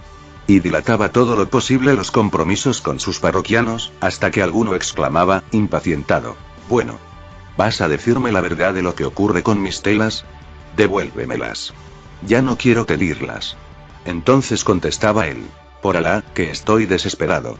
Y alzaba al cielo las manos, haciendo toda clase de juramentos de que iba a decir la verdad. Y después de lamentarse y golpearse las manos una contra otra, exclamaba: figúrate, oh mi amo, que cuando estuvieron teñidas las telas, las puse a secar bien tendidas en las cuerdas que hay delante de mi tienda, y me ausenté un instante para ir a orinar. Cuando volví habían desaparecido, robándomelas algún forajido, quizá mi mismo vecino, ese barbero calamitoso. Al oír estas palabras, si el cliente era un buen hombre entre las personas tranquilas, se contentaba con responder: Alá me indemnizará. Y se iba. Pero si el cliente era hombre irritable, se ponía furioso y llenaba de injurias al tintorero y comenzaba a golpes con él, provocando una disputa pública en la calle en medio de la aglomeración de gente. Y a pesar de todo, y aun a despecho de la autoridad del cadí, no conseguía recobrar sus efectos, ya que faltaban pruebas, y por otra parte, en la tienda del tintorero no había nada que pudiese embargarse y venderse. Y aquel comercio duró bastante tiempo, el necesario para chasquear uno tras de otro a todos los mercaderes del zoco y a todos los habitantes del barrio. Y el tintorero Abukir vio a la sazón perdido irremediablemente su crédito y aniquilado su comercio, pues no había ya nadie a quien pudiese despojar. Y fue objeto de la desconfianza general, y se le citaba en proverbios cuando se quería hablar de las bribonadas que hacen las gentes de mala fe. Cuando el tintorero Abukir viose reducido a la miseria, fue a sentarse delante de la tienda de su vecino el barbero Abusir, y le puso al corriente del mal estado de sus negocios, y le dijo que ya no le quedaba más que morirse de hambre. Entonces el barbero Abusir, que era un hombre que marchaba por la senda de Alá, y aunque muy pobre era escrupuloso y honrado, se compadeció de la miseria de quien era más pobre que él y contestó: el vecino se debe a su vecino. Quédate aquí y come y bebe y participa de los bienes de Alá hasta que lleguen días mejores. Y le recibió con bondad, y atendió a todas sus necesidades durante un largo transcurso de tiempo. Pero he aquí que un día el barbero Abusir se quejaba al tintorero Abukir de los rigores de la suerte, y le decía: ya lo ves, hermano mío. No soy, ni mucho menos, un barbero torpe y mi mano es ligera en la cabeza de mis clientes. Pero como mi tienda es pobre y yo también soy pobre, nadie viene a afeitarse en mi casa. Apenas si por la mañana, en el hammam, algún mandadero o algún fogonero se dirige a mí para que le afeite los sobacos o le aplique en el vientre pasta depilatoria. Y con las pocas monedas que esos pobres dan a un pobre como yo, puedo alimentarme y subvenir a las necesidades de la familia que soporto a mi cuello. Pero Alá es grande y generoso. El tintorero Abukir contestó: verdaderamente eres muy infeliz al aguantar con tanta paciencia la miseria y los rigores de la suerte, habiendo medios de enriquecerse y de vivir con holgura. Te disgusta tu oficio, que no te produce nada, y yo no puedo ejercer el mío en este país lleno de gentes malévolas. No nos queda otro recurso que abandonar esta tierra cruel y marcharnos a viajar en busca de alguna ciudad donde nos sea fácil ejercer nuestro arte con fruto y satisfacción. Por lo demás, ¿cuántas ventajas reportan los viajes? Viajar es alegrarse, es respirar el aire libre, es descansar de las preocupaciones de la vida, es ver nuevos países y nuevas tierras, es instruirse, y cuando se tiene entre las manos un oficio tan honorable y excelente como el mío y el tuyo, y sobre todo tan admitido generalmente en todas las tierras y en los pueblos más diversos, es ejercerlo con grandes beneficios, honores y prerrogativas. Y además, no ignoras lo que ha dicho el poeta acerca del viaje. Deja las moradas de tu patria, si aspiras a cosas grandes, e invita de viajar a tu alma. En el umbral de tierras nuevas te esperan los placeres, las riquezas, los buenos modales, la ciencia y las amistades escogidas. Y si te dicen: ¿qué de penas y preocupaciones y peligros vas a soportar en tierra lejana, amigo? Contesta: vale más estar muerto que vivo, si ha de vivirse siempre en el mismo lugar, cual insecto roedor, entre envidiosos y espías. Así pues, hermano mío, no podemos hacer nada mejor que cerrar nuestras tiendas y viajar juntos para mejorar de suerte. Y continuó hablándole con lengua tan elocuente, que el barbero Abusir quedó convencido de la urgencia de la marcha, y se apresuró a hacer sus preparativos, que consistieron en envolver en un retazo viejo de tela remendada su bacía, sus navajas, sus tijeras, su suavizador y algunos otros pequeños utensilios, yendo luego a despedirse de su familia y volviendo a la tienda en busca de Abukir, que le esperaba. Y le dijo el tintorero: ahora solo nos resta recitar la Fatía liminar del Corán para dar fe de que somos hermanos y comprometernos juntos a guardar en lo sucesivo en la misma arca nuestras ganancias, repartiéndolas con toda imparcialidad a nuestro regreso a Iskandaria. Como también debemos prometernos que aquel de entre nosotros que encuentre antes trabajo se obligará a mantener al que no pueda ganar nada. El barbero Abukir no puso ninguna dificultad al reconocer la legitimidad de estas condiciones. Y ambos entonces, para afirmar sus mutuos compromisos, recitaron la Fatía liminar del Corán. En este momento de su narración, Scheherazada vio aparecer la mañana, y se calló discreta. Pero cuando llegó la 488ª noche, ella dijo: y ambos entonces, para afirmar sus mutuos compromisos, recitaron la Fatía liminar del Corán. Tras de lo cual el honrado Abusir cerró su tienda y entregó la llave al propietario, a quien pagó enseguida. Luego tomaron ambos el camino del puerto, y sin ninguna clase de provisiones, embarcaron en un navío que se hacía a la vela. El destino les favoreció durante el viaje y hubo de ayudarles por mediación de uno de ellos. En efecto, entre los pasajeros y la tripulación, cuyo número total ascendía a 140 hombres, sin contar al capitán, no había más barbero que Abusir. Y por consiguiente, él solo podía afeitar convenientemente a los que necesitaban afeitarse. Así es que, en cuanto el navío se hizo a la vela, el barbero dijo a su compañero: hermano mío, nos hallamos en mitad del mar, y es preciso que encontremos de comer y beber. Voy, pues, a intentar ofrecer mis servicios a los pasajeros y a los marineros, por si me dice alguno: ven, oh barbero, a afeitarme la cabeza. Y le afeitaré la cabeza mediante un pan o algún dinero o un trago de agua, de lo cual podremos aprovechar tú y yo. El tintorero Abukir contestó: no hay inconveniente. Y se echó en el puente, colocó la cabeza lo mejor que pudo y se durmió sin más ni más, mientras el barbero se disponía a buscar trabajo. A este fin, Abusir cogió sus pertrechos y una taza de agua, se echó al hombro un pedazo de lienzo a modo de toalla, pues era pobre, y empezó a circular entre los pasajeros. A la sazón uno de ellos le dijo: ven, oh maestro, a afeitarme. Y el barbero le afeitó la cabeza. Y cuando hubo acabado, como el pasajero le ofreciera alguna moneda de cobre, le dijo él: oh hermano mío, ¿qué voy a hacer aquí con este dinero?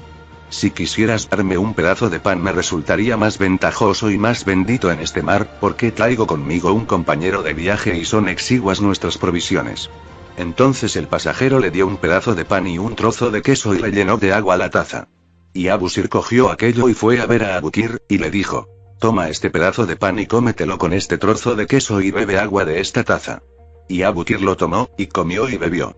Entonces Abusir el barbero volvió a coger sus pertrechos, se echó al hombro la tela, cogió en la mano la taza vacía, y empezó a recorrer el navío entre las filas de pasajeros, agrupados o echados, y afeitó a uno por 2 panecillos, a otro por un pedazo de queso, o un cohombro, o una raja de sandía, o incluso por dinero. Y tuvo tanta suerte, que al fin de la jornada había recogido 30 panecillos, 30 medios dracmas, y una porción de queso, y aceitunas, y cohombros, y varias tortas de lechecilla seca de Egipto, que se extrae de los excelentes pescados de Damieta. Y además, supo ganarse tantas simpatías entre los pasajeros, que podía obtener de ellos cuanto les pidiera. Y se hizo tan popular, que su habilidad llegó a oídos del capitán, el cual quiso que también le afeitara a él la cabeza. Y Abusir afeitó la cabeza al capitán y no dejó de quejársele de los rigores de la suerte y de la penuria en que se hallaba y de las escasas provisiones que poseía. Y asimismo le dijo que llevaba con él un compañero de viaje. Entonces el capitán, que era un hombre espléndido y que, además, estaba encantado de los buenos modales y de la ligereza de mano del barbero, contestó: bienvenido seas. Deseo que todas las noches vengas con tu compañero a cenar conmigo. Y no os preocupéis por nada ninguno de los dos mientras viajéis en nuestra compañía. El barbero fue entonces a buscar al tintorero, que, como de costumbre, estaba durmiendo, y que cuando una vez despierto vio junto a su cabeza tanta abundancia de panecillos, queso, sandía, aceitunas, combros y lechecillas secas, exclamó maravillado. ¿De dónde sacaste todo eso? Abusir contestó. De la munificencia de Alá, exaltado sea. Entonces el tintorero se arrojó sobre las provisiones, como si fuese a pasarlas todas de una vez a su estómago querido. Pero le dijo el barbero: no comas de esas cosas, hermano mío, que pueden sernos útiles en un momento de necesidad, y escúchame. Has de saber, en efecto, que he afeitado al capitán, y me he quejado ante él de nuestra escasez de provisiones. Y me contestó: bienvenido seas, y ven todas las noches con tu compañero a cenar conmigo. Y he aquí que precisamente esta noche comeremos por primera vez con él. Pero Abukir contestó: me tienen sin cuidado todos los capitanes. Estoy mareado y no puedo abandonar mi sitio. Déjame aplacar el hambre con estas provisiones y ve a cenar con el capitán tú solo. Y dijo el barbero: no hay inconveniente en hacerlo. Y en espera de la hora de cenar, se quedó mirando comer a su compañero. Y he aquí que el tintorero se puso a partir y a probar los alimentos como el picapedrero que parte bloques de piedra en las canteras, y a devorarlos con un ruido igual al que haría un elefante que estuviera días y días sin comer y tragara con gruñidos y gargarizaciones. Y unos bocados ayudaban a otros bocados, empujándolos a las puertas del gaznate. Y cada pedazo entraba antes de que hubiera desaparecido el anterior. Y los ojos del tintorero se abrían exageradamente como los ojos de un gul al desfilar cada trozo y lo cocían con sus resplandores, abrasándolo, y resoplaba y berreaba cual un buey que bramase ante las habas y el heno. Entretanto, apareció un marinero, que dijo al barbero: oh maestro de tu oficio. El capitán te dice: trae a tu compañero y ven a cenar. Entonces Abusir preguntó a Abukir: ¿te decides a acompañarme?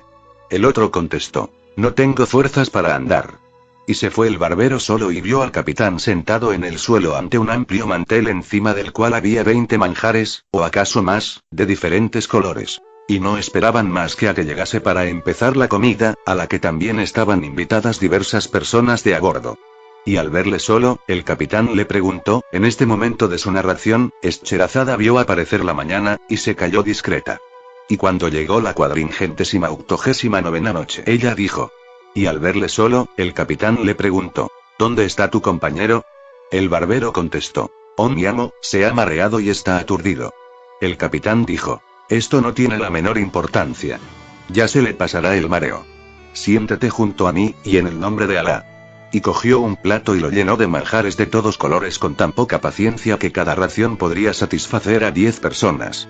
Y cuando el barbero hubo acabado de comer, el capitán le ofreció otro plato, diciéndole: lleva este plato a tu compañero.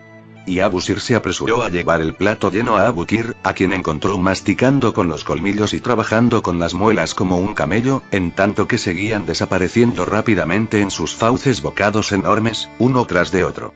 Y le dijo a Abusir: ¿no te dije que no te hartaras con esas provisiones? Mira. He aquí las cosas admirables que te envía el capitán. ¿Qué tienes que decir de estas excelentes agujas de cabad de cordero que vienen de la mesa de nuestro capitán? Abukir le dijo con un gruñido: dámelo. Y se precipitó sobre el plato que le ofrecía el barbero, y se puso a devorarlo todo a 2 manos con la voracidad del lobo, o la rapacidad del león, o la ferocidad del águila que se abate sobre las palomas, o la furia del hambriento que creyó perecer de hambre y no hace remilgos para rellenarse desaforadamente. Y en algunos instantes dejó limpio el plato y lo lamió para tirarlo luego vacío en absoluto. Entonces el barbero recogió el plato y se lo dio a unos tripulantes para ir después él a beber algo con el capitán, volviendo más tarde para pasar la noche al lado de Abukir, que ya roncaba por todos los agujeros de su cuerpo, produciendo tanto estrépito como el agua al azotar el barco. Al día siguiente y en los posteriores el barbero Abusir siguió afeitando a los pasajeros y a los marineros, ganando víveres y provisiones, cenando por la noche con el capitán y sirviendo con toda generosidad a su compañero, quien, por su parte, se limitaba a dormir, sin despertarse más que para comer o hacer sus necesidades, y así durante 20 días de navegación, hasta que, por la mañana del 21º día, el navío entró en el puerto de una ciudad desconocida. Entonces Abukir y Abusir bajaron a tierra y fueron a alquilar en un can una vivienda pequeña, que se apresuró a amueblar el barbero con una estera nueva comprada en el zoco de los estereros, y 2 mantas de lana. Tras de lo cual el barbero, no bien atendió a todas las necesidades del tintorero, que continuaba quejándose del mareo, le dejó dormido en el can, y se fue por la ciudad, cargado con sus pertrechos, para ejercer su profesión por las esquinas, al aire libre, afeitando a mandaderos, a arrieros, a barrenderos, a vendedores ambulantes y hasta a mercaderes de bastante importancia, que fueron a él atraídos por su navaja experta. Y por la noche, volvió para poner los manjares a la vista de su compañero, al cual halló dormido y no consiguió despertarle más que haciéndole oler las emanaciones de las agujas de cordero. Y duró de tal forma aquel estado de cosas 40 días enteros, quejándose siempre a Abukir de un resto de marco. Y a diario, una vez a mediodía y otra vez al ponerse el sol, iba el barbero al camp para servir y dar de comer al tintorero con la ganancia que le proporcionaba el destino del día y su navaja. Y el tintorero se tragaba panecillos, cohombros, cebollas frescas y agujas de kebab sin fatiga ninguna de su cuidado estómago. Y en vano el barbero le encomiaba la belleza sin par de aquella ciudad desconocida y le invitaba a que le acompañase a dar un paseo por los zocos o los jardines, pues Abukir contestaba invariablemente: todavía tengo mareo en la cabeza. Y después de exhalar diversos revueldos y soltar diversos cuescos de diversas calidades, se sumergía de nuevo en su pesado sueño. Y el excelente y honrado barbero Abusir no hacía el menor reproche a su desvergonzado compañero ni le importunaba con quejas o disputas. Pero, al cabo de aquellos 40 días el pobre barbero cayó enfermo, y como no podía salir para dedicarse a su trabajo, rogó al portero del camp que cuidase a su compañero Abukir y le comprara todo lo que necesitase. Pero algunos días después empeoró tan gravemente el estado del barbero, que el pobre perdió sus facultades y quedóse inerte y como muerto. Así es que, como ya no le alimentaban ni le compraban lo necesario, el tintorero acabó por sentir la cruel quemadura del hambre y se vio obligado a levantarse para buscar a derecha y a izquierda algo que echarse a la boca. Pero ya había limpiado toda la vivienda, y no encontró absolutamente nada que comer. Entonces registró la ropa de su compañero, que yacía inerte en el suelo, encontró una bolsa con la ganancia del pobre acumulada moneda a moneda durante la travesía y en los 40 días de trabajo, se la guardó en el cinturón, y sin preocuparse de su compañero enfermo, como si no existiese, salió, cerrando tras de sí el picaporte de la puerta de su vivienda. Y como en aquel momento estaba ausente el portero del can, nadie le vio salir ni le preguntó a dónde iba. Y he aquí que lo primero que hizo Abukir fue correr a casa de un pastelero, donde se compró una bandeja entera de kenafa y otra de hojaldres escarchados. Y encima se bebió un cántaro de sorbete de almizcle y otro de ámbar y azufaifas. Tras de lo cual, en este momento de su narración, Scheherazada vio aparecer la mañana, y se calló discretamente. Y cuando llegó la 490ª noche, ella dijo. Tras de lo cual se dirigió al zoco de los mercaderes y se compró hermosos vestidos y preseas hermosas, y suntuosamente ataviado empezó a pasearse despacio por las calles, distrayéndose y divirtiéndose con las cosas nuevas que a cada paso descubría en aquella ciudad sin par en el mundo, según creía él. Pero, entre otras cosas, le llamó la atención particularmente un hecho extraño. Notó, en efecto, que todos los habitantes, sin excepción, iban vestidos iguales, con telas de los mismos colores. No se veían más que azules y blancas y no otras. Hasta en las tiendas de los mercaderes no habían más que telas blancas y telas azules, sin que las hubiese de otro color. En los establecimientos de los vendedores de perfumes tampoco había más que blanco y azul. Y el col mismo era visiblemente azul. Los expendedores de sorbetes no tenían en las garrafas más que sorbetes blancos, sin que los tuviesen rojos, o rosados o violados. Y aquel descubrimiento le asombró en extremo. Pero donde su estupefacción llegó a los últimos límites, fue a la puerta de un tintorero. En las cubas del tintorero solo vio, efectivamente, tinte azul índigo y ninguno otro más. Entonces, sin poder reprimir su curiosidad y su asombro, Abukir entró en la tienda y sacó del bolsillo un pañuelo blanco, dándoselo al tintorero, y diciéndole: ¿Cuánto me llevarás, oh maestro de tu oficio? ¿Por teñirme este pañuelo? ¿Y de qué color le dejarás? El maestro tintorero contestó: por teñirte ese pañuelo no te llevaré más que 20 dracmas. Indignado ante demanda tan exorbitante, exclamó Abukir: ¿Cómo? ¿Pides 20 dracmas por teñirme este pañuelo, y lo vas a hacer de azul? Pero en mi país no cuesta más que medio dracma. El maestro tintorero contestó: en ese caso, buen hombre, vuélvete a tu país para teñirlo. Aquí no podemos hacerlo por menos de 20 dracmas, sin rebajar ni una moneda de cobre.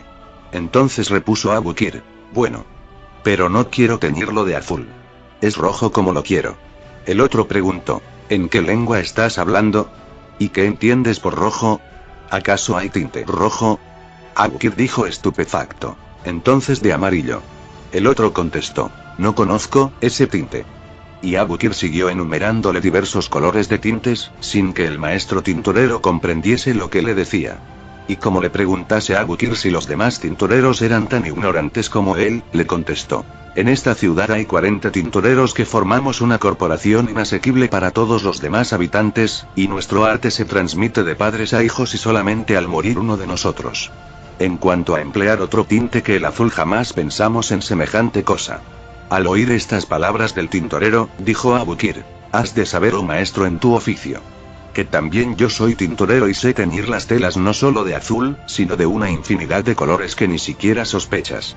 Tómame, pues, a tu servicio, mediante un salario, y te enseñaré todos los detalles de mi arte, y entonces podrás gloriarte de tu saber ante toda la corporación de tintoreros. El otro contestó, no podemos aceptar extranjeros en nuestra corporación y en nuestro oficio. Abukir preguntó, ¿y si yo abriera por mi cuenta una tintorería? El otro contestó, tampoco podrás hacerlo. Entonces no insistió más Abukir, salió de la tienda y fue en busca de un segundo tintorero, luego de un tercero, y de un cuarto, y de todos los demás tintoreros de la ciudad, y todos le recibieron igual y le dieron las mismas respuestas, sin aceptarle ni como maestro ni como aprendiz. Y fue a exponer su queja al jeique síndico de la corporación, que le contestó, nada puedo hacer. Nuestra costumbre y nuestras tradiciones nos prohíben que admitamos entre nosotros un extranjero. Ante semejante recibimiento de unánime repulsa por parte de todos los tintoreros, Abukir sintió que se le hinchaba de furor el hígado, y fue a palacio y se presentó al rey de la ciudad, y le dijo, oh rey del tiempo. Soy extranjero y ejerzo la profesión de tintorero, sé teñir de 40 colores diferentes las telas. En este momento de su narración, Scheherazada vio aparecer la mañana y se calló discretamente. Y cuando llegó la 491ª noche, ella dijo, y sé teñir de 40 colores diferentes las telas. Y sin embargo, me ha sucedido tal y cual cosa con los tintoreros de esta ciudad, que no saben teñir más que de azul. No obstante, yo puedo dar a una tela los colores y matices más encantadores. El rojo en sus diversos tonos, como el rosa y el azul faifa. El verde en sus diversos tonos, como verde vegetal, verde alfónsigo, verde aceituna y verde ala de cotorra. El negro en sus diversos tonos, como negro carbón, negro de brea y negro azulado de col. El amarillo anaranjado, amarillo limón y amarillo de oro, y otros muchos colores extraordinarios. Ni más ni menos. Y he aquí que, a pesar de todo, los tintoreros de acá no han querido admitirme ni como maestro ni como aprendiz a jornal. Al oír estas palabras de Abukir y esta enumeración prodigiosa de colores de que nunca había oído hablar ni supuesto su existencia, el rey se maravilló y se estremeció, y exclamó, Ya Alá, eso es admirable. Luego dijo a Abukir, si es verdad lo que dices, oh tintorero. Y si verdaderamente puedes, merced a tu arte, regocijarnos la vista con tantos colores maravillosos, desecha toda preocupación y tranquilízate. Yo mismo voy a abrirte una tintorería y a darte un fuerte capital en dinero. Y no tienes nada que temer de los de la corporación, pues si alguno de ellos, por desgracia, intentara molestarte, haría que le colgaran a la puerta de su tienda. Y al punto llamó a los arquitectos de palacio, y les dijo, acompañad a este maestro admirable, recorred con él toda la ciudad, y cuando haya encontrado un lugar de su gusto, sea tienda o can, o casa jardín, echad allí inmediatamente a su propietario, y construid a toda prisa en aquel emplazamiento una gran tintorería con 40 cubas de grandes dimensiones y otras 40 de dimensiones más pequeñas. Y obrad en todo conforme a las indicaciones de este gran maestro tintorero. Observad puntualmente sus órdenes y guardaos de desobedecerle en nada, ni siquiera con un gesto. Luego el rey regaló a Abukir un hermoso ropón de honor y una bolsa con 1000 dinares, diciéndole, diviértete con este dinero en tanto está lista la nueva tintorería. Y le regaló, además, 2 mozos jóvenes para su servicio y un maravilloso caballo enjaezado con una hermosa silla de terciopelo azul y una gualdrapa de seda del mismo color. Además, puso a su disposición, para que la habitara, una casa ricamente amueblada bajo su dirección y servida por gran número de esclavos. Así es que Abukir, vestido de brocado a la sazón y montado en un hermoso caballo, aparecía brillante y majestuoso como un emir hijo de emir. Y al día siguiente, montado siempre en su caballo y precedido por 2 arquitectos y por los 2 mozos jóvenes, que hacían separarse a la multitud al pasar él, no dejó de recorrer las calles y los zocos en busca de un lugar donde levantar su tintorería. Y acabó por elegir una inmensa tienda abovedada, que estaba situada en medio del zoco, y dijo: este sitio es excelente. Al punto los arquitectos y los mozos echaron al propietario, y comenzaron enseguida a demoler por un lado y a edificar por otro, y tanto celo pusieron en el cumplimiento de su tarea a las órdenes de Abu Qir, que les decía desde su caballo: haced aquí tal y cual cosa, y allá tal y cual otra. Que en muy poco tiempo terminaron la construcción de una tintorería que no tenía igual en ningún lugar de la tierra. Entonces hizo el rey que le llamaran, y le dijo: ahora hay que poner en movimiento la tintorería. Pero sin dinero nada puede ponerse en movimiento. He aquí, pues, para empezar, 5.000 dinares de oro como primeros fondos. Y Abu Qir cogió los 5.000 dinares, guardándolos cuidadosamente en su casa, y con algunos dracmas, pues los ingredientes necesarios estaban muy baratos y no tenían salida, compró en casa de un droguero todos los colores que estaban apilados en sacos intactos todavía, y los hizo transportar a su tintorería, donde los preparó y los disolvió diestramente en las cubas grandes y pequeñas. En este momento de su narración, Scheherazada vio aparecer la mañana y se calló discretamente. Y cuando llegó la 492ª noche, ella dijo: y los disolvió diestramente en las cubas grandes y pequeñas. Entretanto, le envió el rey 500 piezas de telas blancas de seda, de lana y de lino, para que las tiñese con arreglo a su arte. Abu Qir las tiñó de diferentes maneras, dándoles a unas colores puros de toda mezcla y a otras colores compuestos, de modo que no hubo ni una sola tela que se pareciese a otra. Luego, para secarlas, tendió en cuerdas que partían de su tienda e iban de un extremo a otro de la calle. Y al secarse, se acentuaban maravillosamente los matices de las telas coloreadas y ofrecían al sol un espectáculo espléndido. Cuando los habitantes de la ciudad vieron cosa tan nueva para ellos, quedaron pasmados. Y los mercaderes cerraron sus tiendas para acudir a ver mejor aquello, y las mujeres y los niños prorrumpían en gritos de admiración, y preguntaban a Abu Qir unos y otros: oh maestro tintorero, ¿cómo se llama este color? Y les contestaba él: ese es rojo granate. Este es verde de aceite. Este es amarillo toronja. Y les nombraba todos los colores en medio de exclamaciones y de brazos alzados en señal de una admiración sin límites. Pero de pronto el rey, a quien habían advertido que las telas estaban ya teñidas, se presentó en medio del zoco a caballo, precedido de sus espoliques, que le abrían paso entre la muchedumbre, y seguido por su escolta de honor. Y a la vista de tantos colores cambiantes como ofrecían las telas a impulso de la brisa que las hacía ondular en el aire incandescente, quedó entusiasmado hasta el límite del entusiasmo, y permaneció largo tiempo inmóvil, sin respirar y con los ojos en blanco. Y hasta los caballos, lejos de espantarse de aquel espectáculo inusitado, se mostraron sensibles a la fascinación de colores tan hermosos, y así como otras veces caracolean al son de flautas y clarinetes, se pusieron a bailar por su parte, embriagados con toda aquella gloria que rasgaba el aire y estallaba al viento. En cuanto al rey, sin saber cómo honrar al tintorero, hizo apearse del caballo a su gran visir para que Abu Qir montara en su lugar, manteniéndole a su derecha, y habiendo hecho recoger las telas, emprendió el camino de palacio, donde colmó a Abu Qir de oro, de presentes y de privilegios. Hizo luego que con las telas coloreadas cortasen trajes para él, para sus mujeres y para los notables del palacio, y que dieran otras 1000 piezas a Abu Qir con objeto de que las tiñese tan maravillosamente. De modo que, al cabo de cierto tiempo, todos los emires primero, y después todos los funcionarios, tuvieron trajes de colores. Y afluyeron los pedidos en cantidad tan considerable a casa de Abu Qir, que fue nombrado tintorero real y que no tardó en ser el hombre más rico de la ciudad. Y los demás tintoreros, con el jefe de la corporación a la cabeza, fueron a darle excusas por su conducta anterior y le rogaron que los empleara en su casa en calidad de aprendices sin salario. Pero él no admitió sus excusas y les despidió humillantemente. Y ya no se veían por calles y zocos más que gentes vestidas con telas multicolores y fastuosas que había teñido Abu Qir, el tintorero del rey. Y esto por lo que a él se refiere. Pero he aquí lo referente a Abu Qir, el barbero. En este momento de su narración, Scheherazada vio aparecer la mañana, y se calló discretamente.